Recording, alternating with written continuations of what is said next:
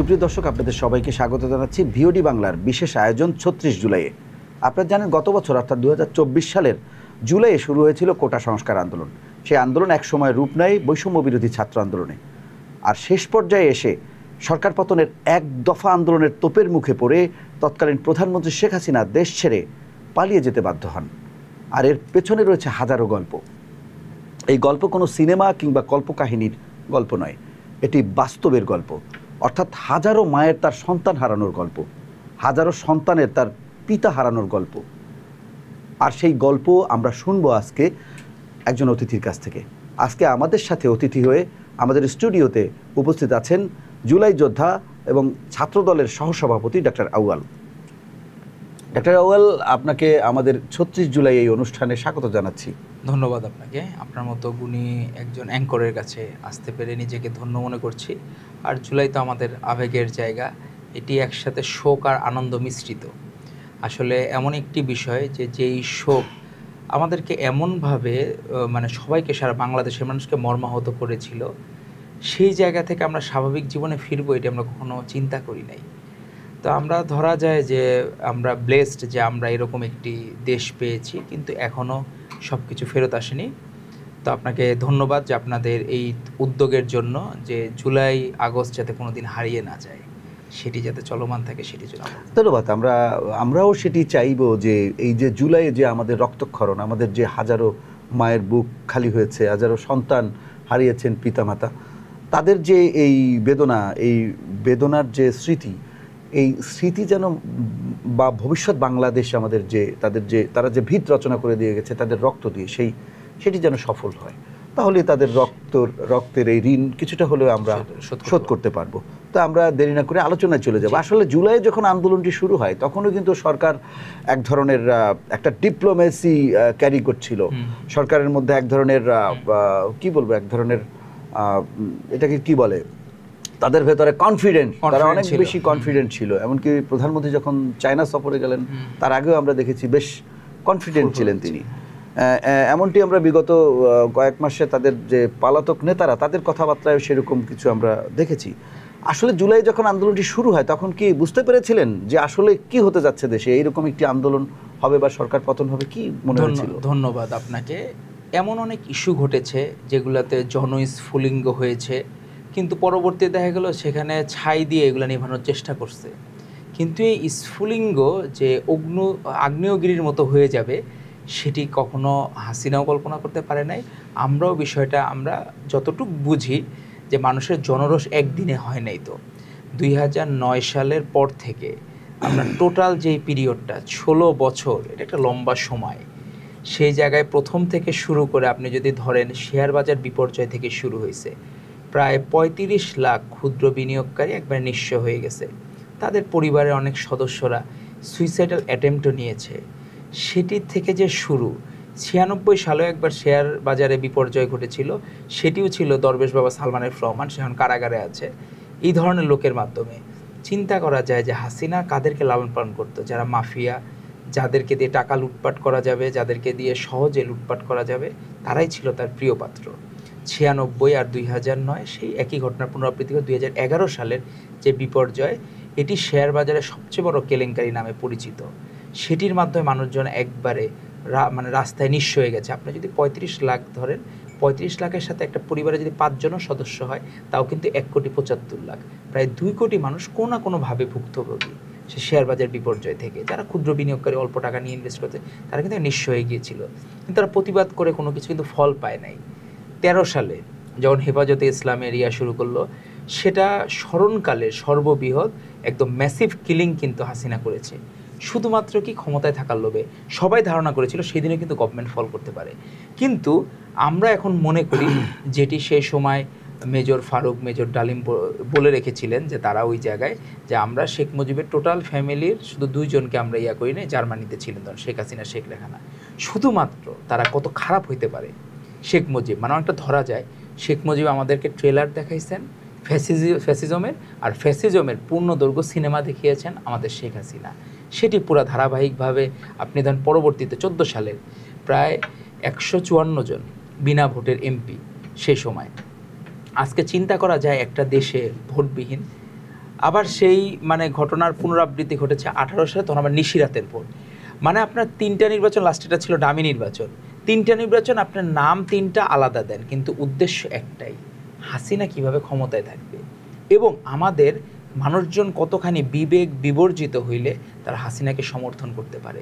তারা শুরু থেকে শেষ পর্যন্ত হাসিনাকে সমর্থন করে গেছে। শুধু তারা কি, যে হাসিনার পদলেহন করলে ভালো থাকা যায়, টাকা পয়সা ইনকাম করা যায়, নিজের বাড়ি গাড়ি প্রতিপত্তি বাড়া যায়। আপনি ছাগল কাণ্ডের ঘটনা চিন্তা করেন, মতিউর সাহেবের, চিন্তা করা যায় যে এই জায়গা থেকে একটা ছাগল ঘটনা কোথা থেকে কি চলে যাবে। আবার ফ্যাসিজমের যে জননী, মহিলা ফেরাউনও বলা যায়, সেই শেখ হাসিনাও দাম্ভিকতার সাথে বলতো যে আমার পিয়নও 400 কোটি টাকার মালিক। মানে কি এক অদ্ভুত বিষয়। আর সেখানে আমাদের ন্যূনতম কারণ নামে অভিযোগ হইলে সে জায়গায় সাথে সাথে স্যাক করা হয়। তো এই ফ্যাসিজম একদিনে জন্মগ্রহণ করে নেই। এই যে আপনি জুলাই ছিল, আমাদের যদি ধরি কোনো জায়গায় আমাদের যদি বৃষ্টি হয়, সেটি হলো প্রথমে পানি জলীয় বাষ্প হয় বায়ুমণ্ডলের ট্রপোস্ফিয়ার লেয়ারে।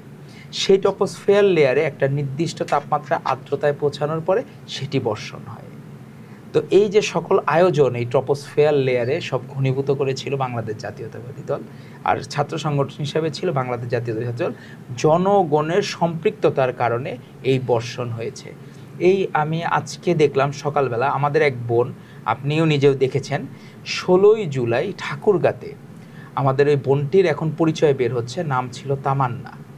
সেই বোনটি 16ই জুলাই 24 সালের সাহস করে ঠাকুরগাঁতে প্রতিবাদ করেছে। সেই জায়গায় সে স্লোগান ধরেছিল যে হচ্ছে কে এসেছে কে এসেছে, পুলিশ এসেছে পুলিশ এসেছে, কি করছে কি করছে, স্বৈরাচারের পা চাটছে।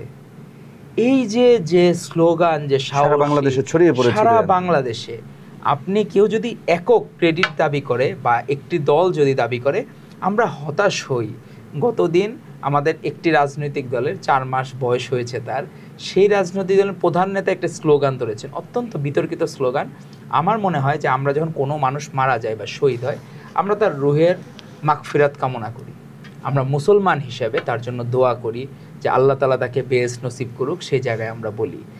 উনি হচ্ছে সেখানে স্লোগান দিলেন যে আবু সাইদের পার্টি এনসিপি পার্টি। তো শহীদ আবু সাইদ কি মানে এনসিপিকে ক্ষমতায় আনার জন্য উনি জীবনের বলিদান দিয়েছেন? তার যে মহিমান্বিত আত্মত্যাগ কিসের জন্য? এই দেশকে ভালোবাসেন, দেশকে নিরাপদ রাখার জন্য, দেশের স্বাধীনতা ফেরত আনার জন্য, গণতান্ত্রিক অধিকার ফেরত আনার জন্য উনি নিজের জীবন সেই মহিমান্বিত মৃত্যুবরণ করে নিয়েছেন। নিশ্চয়ই সেটি এনসিপি ক্ষমতায় আনার জন্য না। ওনার এই মৃত্যু বলিদানকেও পুঁজি করে যারা রাজনীতি করছে, আমরা এই রাজনীতি আসলে বাংলাদেশের মানুষ আর দেখতে চায় না। মুক্তিযুদ্ধকে পুঁজি করে আওয়ামী লীগ এত বছর ফ্যাসিজমের আখড়া গেড়েছে। আমরা আবার দেখলাম এই এনসিপি পার্টি আবার আবু সাইদকে জড়িয়ে সেরকম একটা মুক্তিযুদ্ধের চেতনা বিক্রি। আগে ছিল সেই 71-এর মুক্তিযুদ্ধের চেতনা বিক্রি করেছে আওয়ামী লীগ, আর বর্তমানে এনসিপি আবু সাইদ সহ শহীদদের চেতনা বিক্রির চেষ্টা করতেছে। শুধুমাত্র বিক্রি যে হলো বিক্রেতা, তার পাল্টায় গেছে নাম, আওয়ামী লীগ থেকে এনসিপি হয়েছে, কিন্তু ইস্যুটা একটাই, এই বিক্রি করা, শহীদদেরকে বিক্রি করা, মুক্তিযুদ্ধকে বিক্রি করা, 24-এর গণঅভ্যুত্থানে বিক্রি করা।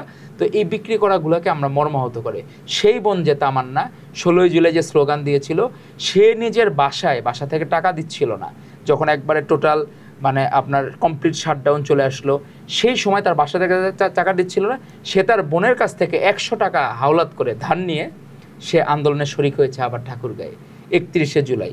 বন্দুকের গুলির মুখেও সে প্রতিবাদের ভাষা অব্যাহত রেখেছে। সেই বোনটি খোঁজ কিন্তু কেউ তখন এখনও খোঁজ পায় নাই। এই লাস্ট আমরা পাইলাম, এই বোনটা কোনো ফেসবুক ইউজ করে না, সামাজিক যোগাযোগ মাধ্যম ইউজ করে না, এজন্য এই বোনটির আমরা খোঁজ পাই না। এবং এই বোনটি চায়ও না সেই চেতনাকে বিক্রি করতে। সে যে এই বুক ভরা সাহস, যে সাহসের বাতিঘর বলা যায়, এ আমাদের বোনটি তামান্না। তো সেই বোনটি কিন্তু প্রচার বিমুখ। কারণ কি, উনি মনে করেছেন সেটা তার দায়িত্ব, প্রতিবাদ করা, অন্যায়ের প্রতিবাদ করা, ফ্যাসিজমের প্রতিবাদ করা তার দায়িত্ব। কিন্তু ঠিকই কিন্তু সে আবার তার ঘরে ফিরে গেছেন। সে কিন্তু এখনও ক্রেডিট কোনো স্টেকহোল্ডার দাবি করেন না। উনি চান একটি নিরাপদ দেশ। নিরাপদ দেশ কখন থাকবে? আমরা যদি বলি গণপ্রজাতন্ত্রী বাংলাদেশ সরকার, সেখানেই আছে যে গণপ্রজাতন্ত্র আপনি কিভাবে এস্টাবলিশ করবেন, মানে জনগণের ভোটে আপনার সেই জায়গায়, নাহলে তো আপনি বলতে পারবেন না। তো জনগণের ভোটাধিকার পরিপূর্ণ প্রতিষ্ঠা না পাওয়া পর্যন্ত কিন্তু এই তামান্নাদের স্বপ্ন পূরণ হবে না। ঠিক আছে, কিন্তু জুলাইয়ের যে শুরুটা আসলে এই প্রথম সপ্তাহে তো ছাত্ররা যখন কোটা সংস্কার আন্দোলনের মানে কোটা সংস্কারের দাবিতে রাজপথে নামলো, তখন আমরা দেখলাম যে পুলিশের ব্যারিগেড, সেই পুলিশের ব্যারিগেড একের পর এক ভাঙছে। প্রত্যেক দিনই এরকম ঘটনা ঘটতো, পুলিশের লাঠিপেটা, কাঁদানে গ্যাস, পুলিশের জল কামান, আমরা এগুলো প্রতিনিয়ত দেখছি। এবং এর মধ্যে আহত হওয়ার ঘটনা ঘটেছে, মুমূর্ষু অবস্থায় কয়েকজনকে হসপিটালে ভর্তি করা হয়েছে।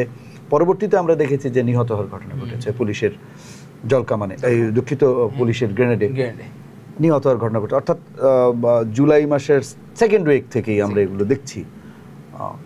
আসলে তখনও তো আসলে এরকম বোঝার উপায় ছিল না যে এই ধরনের একটা ঘটনা ঘটবে, কিন্তু ছাত্রদের মধ্যে একটা স্ফুলিঙ্গের মতো ভাব ছিল শুরু থেকেই। তাহলে এটি আসলে হঠাৎ করে কিভাবে, মানে যে দেশ 17 বছর ধরে গণতন্ত্রের জন্য লড়াই করছে, দাবি দেওয়া নিয়ে, হঠাৎ করে কেন এরকম একটা স্ফুলিঙ্গ শুরু থেকেই, মানে কি কারণে? আপনি হলো বেসিক্যালি আপনি দেখবেন এই শুরুটা কিন্তু এই যে কোটা বিরোধী আন্দোলন বলেন, যাই বলেন, এটা শুরুটা কিন্তু 18 সাল থেকে, ওই সময় থেকে, মানে এই কোটার ইস্যুটা তখন কিন্তু 56% কোটা বাতিলের দাবিতে, তখন এই যে এখন যে ভিপি নূর বা রাশেদ, এদের একটা ছিল যে বাংলাদেশ ছাত্র অধিকার সংরক্ষণ পরিষদ, সেটার ব্যানারে তারা কিন্তু প্রতিবাদ অব্যাহত রাখতো। এবং আমরা জাতীয়তাবাদী শক্তি, আমরা বিএনপি এবং ছাত্র দলের পক্ষ থেকে তাদেরকে আমরা পেট্রোনাইজ করেছি। সেই জায়গায় লীগের সব কিছুই জানতো যে সরকার বিরোধী কিছু হইলে বিএনপি করেছে, এবং আসলেই সত্য, প্রত্যেকটা জায়গায় বিএনপি তো সরাসরি, আপনি ধরেন আওয়ামী লীগ বা ফ্যাসিজম কাদেরকে শত্রু মনে করতো? সরাসরি বিএনপিকে শত্রু মনে করতো, রাজনৈতিক প্রতিদ্বন্দ্বী, আর কাউকে তারা কোনো কিছু মনে করতো না। আজকে সেই 1 জুলাই গত বছরের যখন বৈষম্য বিরোধী ছাত্র আন্দোলনের ব্যানারে এই কোটা বিরোধী বা বৈষম্য বিরোধী আন্দোলন শুরু হলো, তখন কিন্তু আমরা সেই জায়গা থেকে আমাদের শুরু করেছি, যেটা 18 সাল থেকে শুরু হয়েছিল, ওই সূত্র থেকে ধরে ধারাবাহিকভাবে সেই জার্নির 1 জুলাই যখন বৈষম্য ছাত্র প্রতিষ্ঠিত হলো, সেখানে কিন্তু আমাদেরও পূর্ণ সমর্থন ছিল। সেটি আনুষ্ঠানিকভাবে 11 জুলাই আমাদের বিএনপির কেন্দ্রীয় কার্যালয়ের 4র্থ তলায়, সেটাতে আমাদের বিএনপির সিনিয়র যুগ্ম মহাসচিব অ্যাডভোকেট রুহুল কবির রিজভী আহমেদ ছাত্র দলের একটি প্রেস ব্রিফিংয়ে সরাসরি এই আন্দোলনকে সমর্থন করেছেন।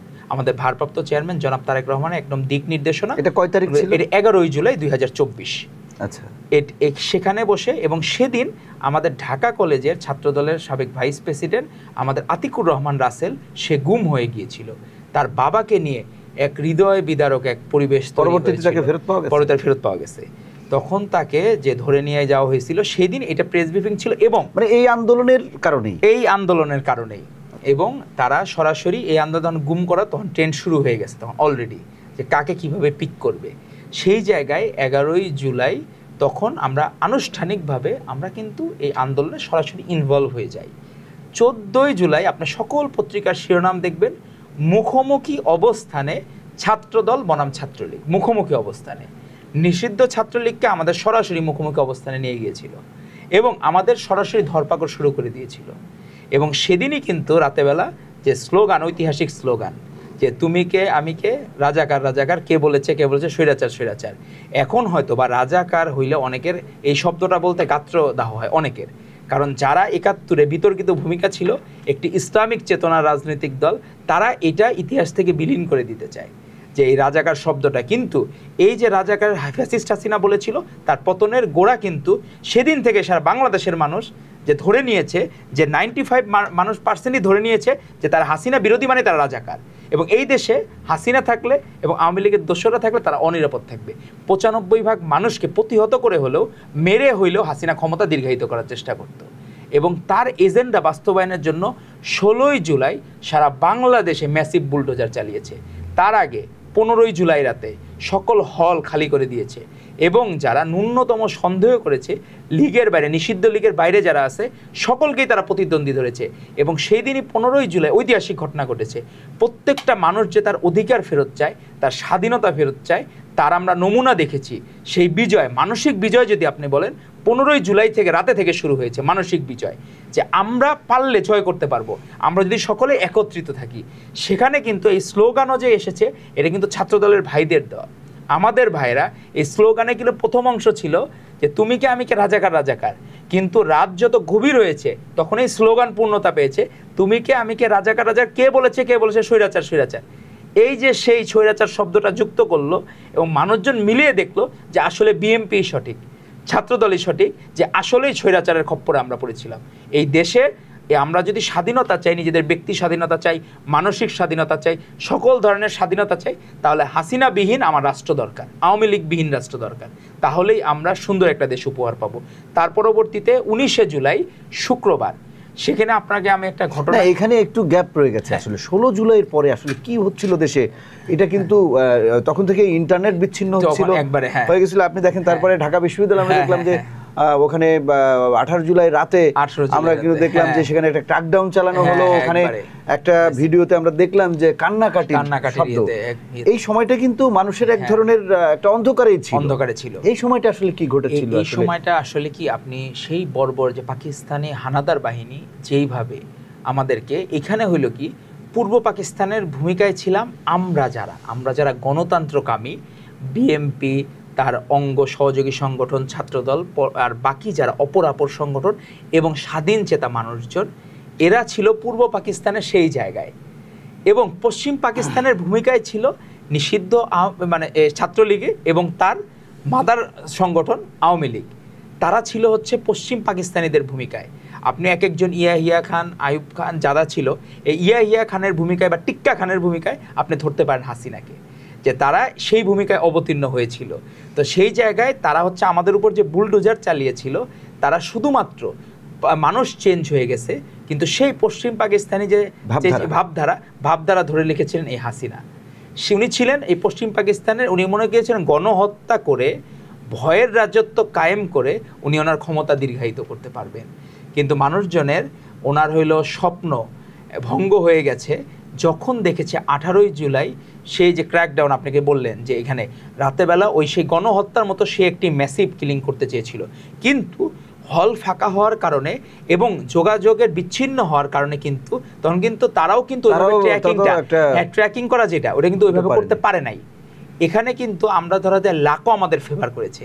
উনি যে উদ্দেশ্যে এই ক্র্যাকডাউন করতেছেন, পলকের মতো আপনি চিন্তা করা যায়, বলতে পারে যে না আমরা ইন্টারনেশনাল বিচ্ছিন্ন করি না, এটি এমনি অটোমেটিক হয়ে গেছে বা এটা একটা কাজ চলতেছে, বিভিন্নভাবে মানুষ সবকিছু মিলিয়ে আমার কাছে এই যে জুলাই আগস্টের যে আন্দোলন, এই আন্দোলনটিকে একটা মানে এটাকে বললে অনেকে হয়তো বিষয়টিকে একটু ভিন্নভাবে দেখার চেষ্টা করতে পারে। আমার কাছে একটা ড্রামার মতো, মানে একটা স্বপ্ন কল্পনা, যে এই আমি স্বপ্নটা দেখা শুরু করলাম, রাতটা পোহায় গেল, আমি ঘুম ভেঙে দেখলাম যে সবকিছু চেঞ্জ হয়ে গেছে। মানে কেন বললাম, যদিও দীর্ঘ 1 মাস কিন্তু আন্দোলনটি চলেছে, সেখানে অনেক রক্ত দিয়েছে, কিন্তু পুরো বিষয়টা না এখনো অনেকটা স্বপ্নের মতো ঘুরে আছে এরকম। তো সেই বিবেচনায় আসলে একের পর এক ঘটছিল, মানে এইরকম ঘটনা কিন্তু বাংলাদেশে এই 17 বছরে ঘটে নাই কখনোই। আমরা আন্দোলন দেখেছি, বিএনপির আন্দোলন দমন করেছে কিভাবে আমরা দেখেছি, যে বিএনপির নেতাকর্মীদের রাতের আধারে যে ধরে নিয়ে আসতো এবং পরের দিন কয়জন লোক আন্দোলন অর্গানাইজ করতে পারে তাদেরকে ধরে নিয়ে আসতো, গুম খুন লাশ পাওয়া যেত। এরপরে দেখা যাচ্ছে যে বিএনপি সেই কর্মসূচি পুরোপুরি সফল করতে পারেনি, তারা কর্মসূচি পালন করেছে। পুরোপুরি সফল বলতে যে সরকার পতনের যে আন্দোলনের লক্ষ্য বেসিক্যালি হচ্ছে কি, আপনি ভালো খেললে, ধরেন আপনি 2014 সালে ওয়ার্ল্ড কাপের সময় আর্জেন্টিনা আর জার্মানির ফাইনালে 114 মিনিটের সময় জার্মানি একটা গোল দেয়, কিন্তু পুরো ম্যাচ ভালো খেলে আর্জেন্টিনা মানুষের মন জয় করে নেয়। আপনি এইটা যদি একটা ফুটবল খেলার সাথে আপনি তুলনা করেন, আপনি অনেক ভালো খেলেছেন, কিন্তু দিন শেষে লাক ফেভার করতে হয় আপনার। যে আওয়ামী লীগ ফেস্টিভ্যাল মানুষজন ধারণা করেছিল যে 5ই মে হেফাজতে ইসলামী 2013 সালে সেদিনে আওয়ামী লীগের পতন হয়, ধারণা করেছিল তারা।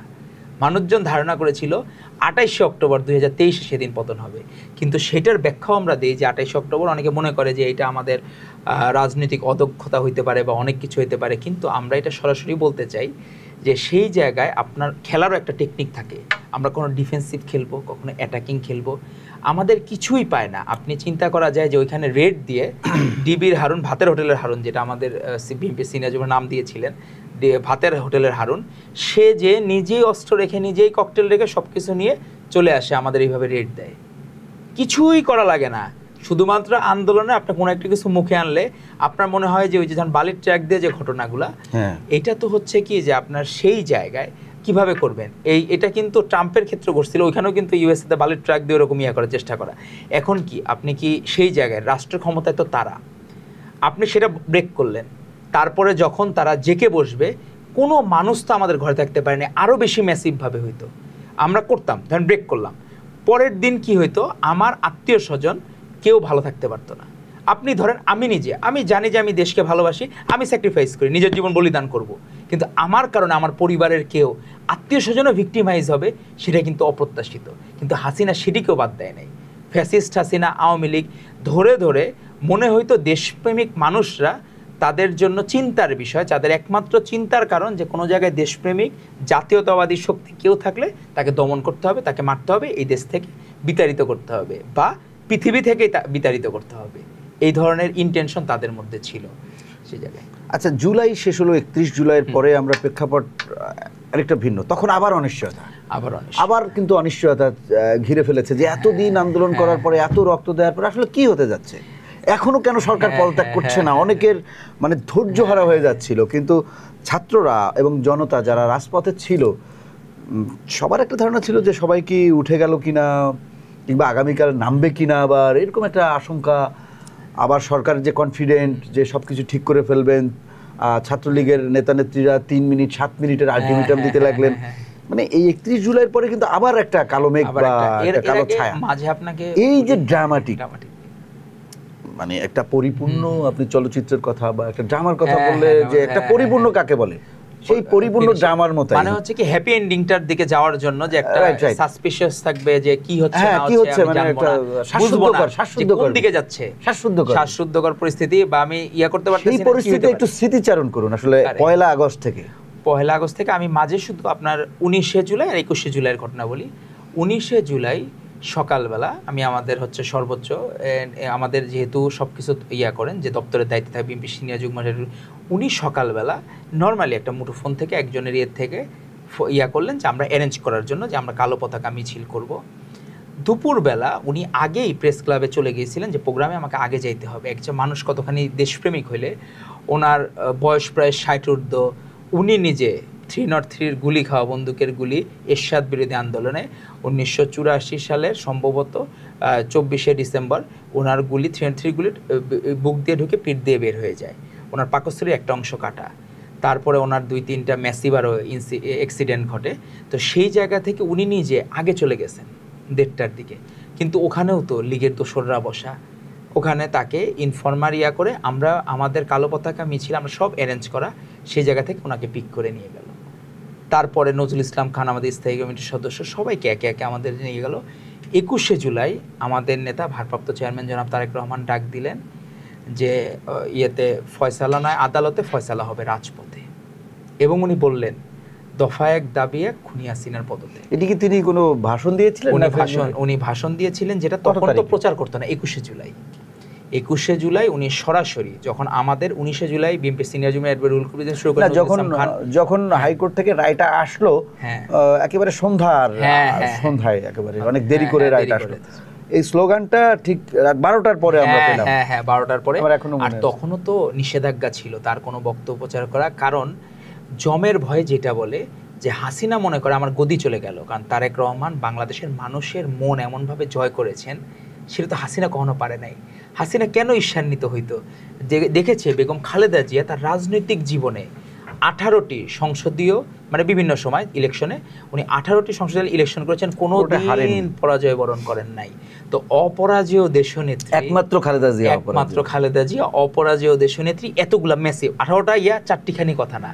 সেই জায়গায় হাসিনার পরাজয়ের ইতিহাস, যিনি 2বার পরাজয় বরণ করেছেন, আমাদের সাদেক হোসেন খোকা সাহেবের সাথে ঢাকা, রংপুরে একবার।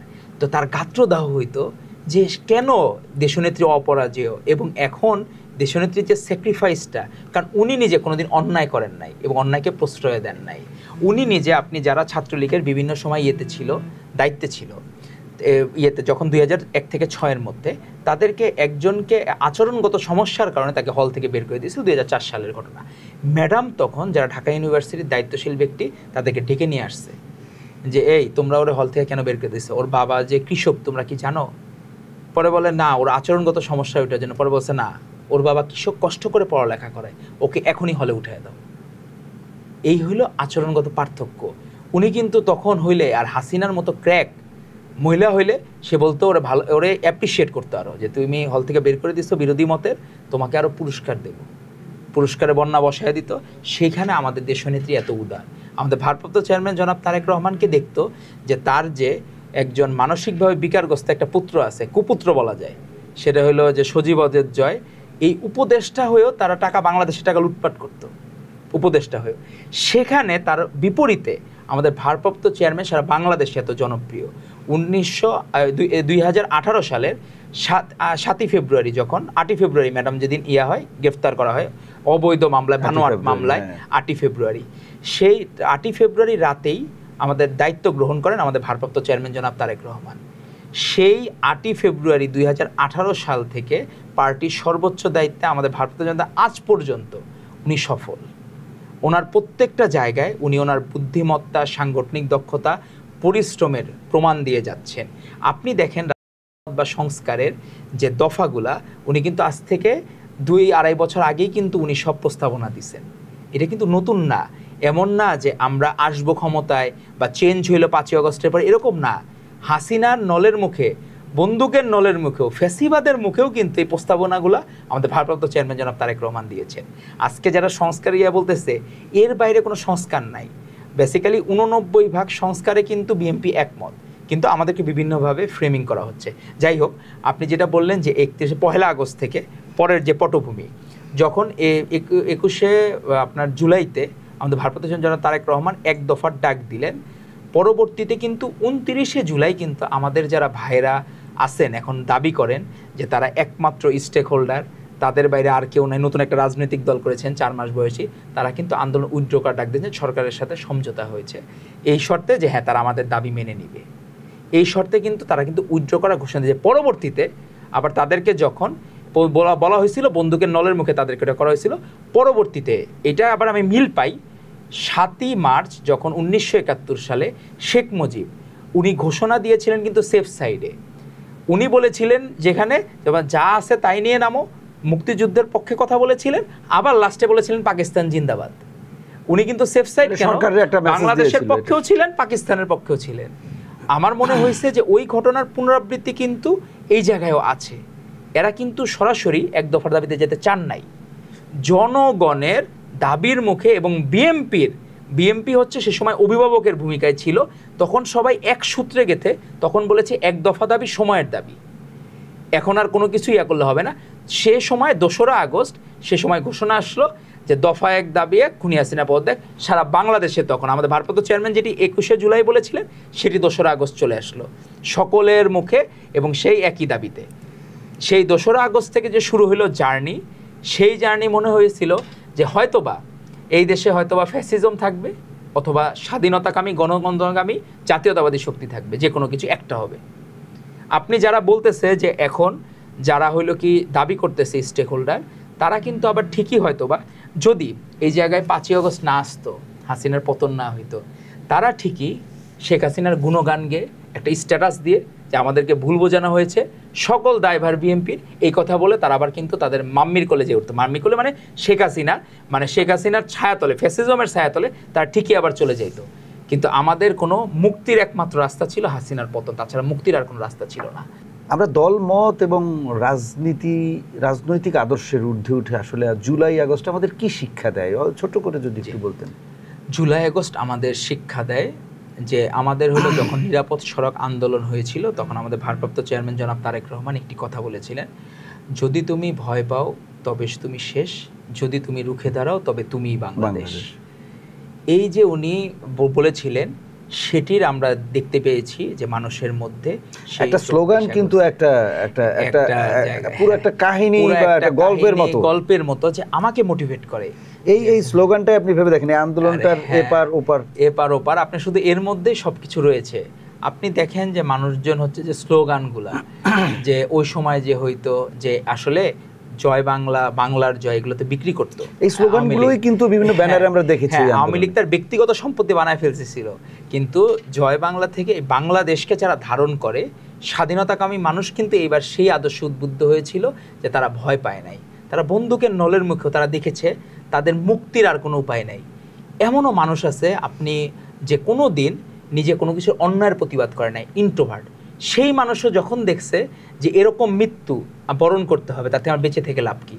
যে একটা কথা আছে না আমাদের গ্রামগঞ্জে, যে মরতে তো হবেই, তো আমরা মৃত্যু যাতে মহিমান্বিত হয়, মৃত্যু যাতে হইলো যে বাঘের মতো, যে মরলে একবার মরবে, যে কেউ মরা, যে বারবার মরার থেকে যে ভীরুরা 1000 বার মরে কিন্তু সাহসীরা একবার মরে, মানুষজন সেই চেতনায় উদ্বুদ্ধ হয়েছে।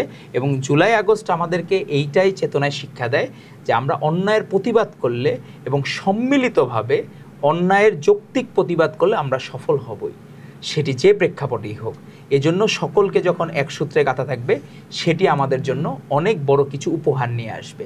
আজকে আমরা কোনোদিন তো কল্পনা করি নাই যে শেখ হাসিনার মতো ফ্যাসিস্ট এভাবে পালিয়ে যাবে। আমরা কোনোদিন কল্পনা করি নাই, চিন্তা করি নাই, কিন্তু সম্ভব হয়েছে কেন?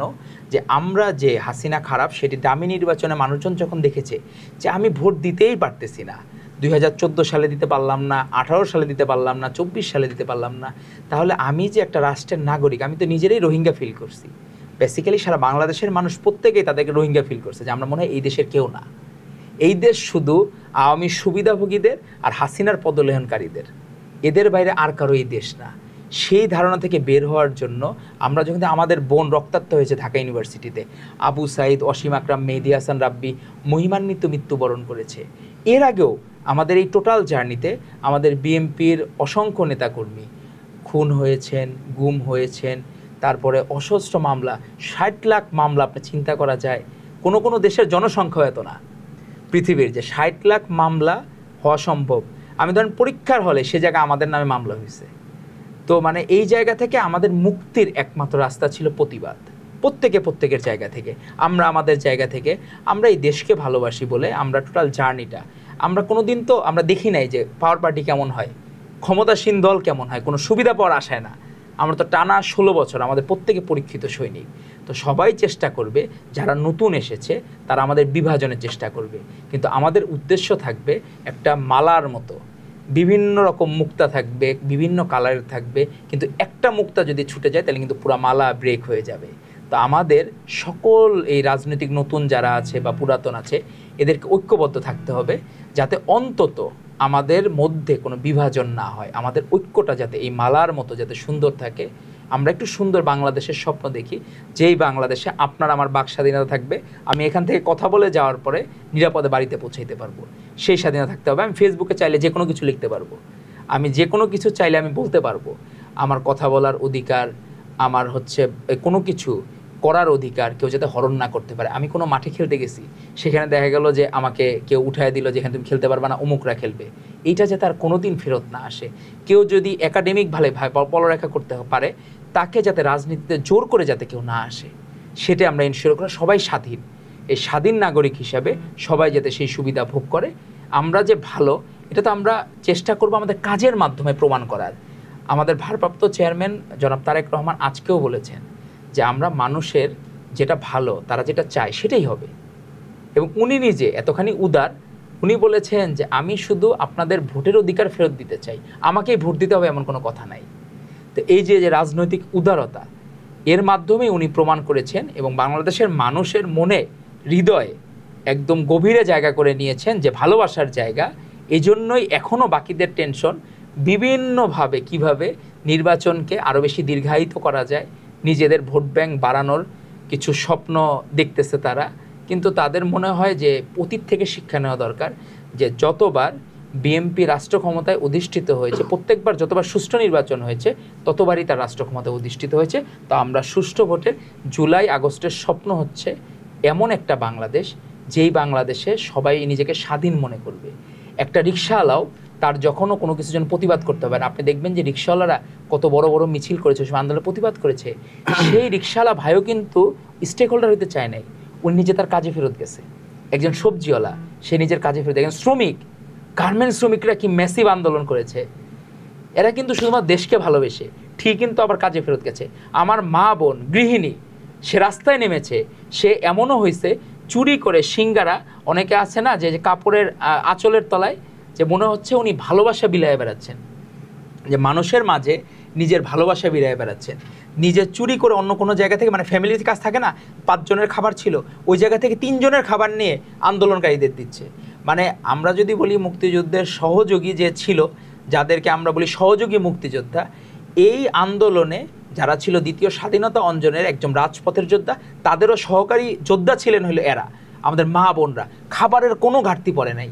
স্বাধীনতা যুদ্ধে এরকম এক পরিস্থিতি তৈরি হয়েছিল যে সবাই কোনো না কোনো ভাবে যুদ্ধের সাথে জড়িত ছিল, সহযোগিতায় যারা কারো অবদান আমাদের অবমূল্যায়ন করা যাবে না, প্রত্যেককে সম্মান দিতে হবে। আর এই দেশে আমাদের পারস্পরিক শ্রদ্ধাবোধের জায়গাটা যাতে ঠিক থাকে, আমরা এই দেশকে ভালোবাসি, প্রত্যেকে যাতে তার ভোটাধিকারটা দিতে পারে, তারা নিজের নেতা নিজেরা যাতে নির্বাচন করতে পারে। আর যিনি নেতা হবেন ওনারও এটা বদ্ধমূল ধারণা থাকতে হবে, আবার যদি ইলেকশন হয় আমাকে কিন্তু এই জনগণই কিন্তু আমাকে ভোট দেবে, আমাকে ভালো কাজের মাধ্যমে জনগণের কাছে যেতে হবে এবং ভালো কাজ দিয়েই আমার নেতৃত্বের জায়গায় থাকতে হবে, সেটি এনশিওর করতে হবে। ডক্টর ওয়াল, আপনাকে অনেক ধন্যবাদ জানাচ্ছি আমাদের এই আয়োজনে আমাদের সাথে যুক্ত হয়ে অত্যন্ত গুরুত্বপূর্ণ আলোচনা করার জন্য, এবং জুলাই আগস্টের যে স্মৃতিচারণ, জুলাই যোদ্ধা হিসেবে সেই স্মৃতিচারণ দর্শকদের উদ্দেশ্যে তুলে ধরার জন্য আজকে আমাদের শেষ করতে হচ্ছে। সুপ্রিয় দর্শক, আমাদের আজকের মতো আমাদের 36 জুলাই এই আলোচনা শেষ করতে হচ্ছে। ডক্টর রাওয়াল যেমনটি বলছিলেন যে আমাদের মধ্যে এক ধরনের জবাবদিহিতা এবং যে সৌহার্দ্যতা, এই বিষয়টি তৈরি হলে আমাদের যে একটা ঐক্যমত, সেই ঐক্যমতে আমরা পৌঁছতে পারবো, অর্থাৎ আমাদের যে সমস্যাগুলো আছে সেগুলো সমাধান করে সামনের দিকে এগোতে পারবো। আবু সাইদ, মুগ্ধ এবং ওয়াসিমেরা জীবন দিয়ে যে বিষয়টি আমাদেরকে জানিয়ে গেছে সেটি হলো দৃষ্টিভঙ্গির পরিবর্তন। সেই পরিবর্তন আমরা যেভাবেই দেখি না কেন, এক এক রাজনৈতিক দল এক একভাবে দেখছে, সংস্কার হিসেবে দেখছে। কেউ মনে করছে যে রাষ্ট্র ব্যবস্থা পরিবর্তন করতে হবে, কেউ মনে করতেছে যে রাজনৈতিক দলের কালচার পরিবর্তন হতে হবে। আমরা যেভাবেই দেখি না কেন, আমাদের দৃষ্টিভঙ্গি যদি আমরা পরিবর্তন করতে পারি, অর্থাৎ আমি নিজে যদি বদলাই, প্রত্যেকের জায়গা থেকে যদি বদলে যেতে পারি, তাহলেই আমাদের যে মতভেদ রয়েছে সেই মতভেদ দূর করে আমরা সামনের দিকে এগিয়ে যেতে পারবো, একটা সুন্দর স্বনির্ভর নতুন বাংলাদেশ গড়তে পারবো। আজকের মতো আমরা এখানে শেষ করছি। আবার দেখা হবে অন্য কোনো পর্বে অন্য কোনো অতিথির সাথে। সেই পর্যন্ত সবাই ভালো থাকুন, সুস্থ থাকুন। খোদা হাফেজ।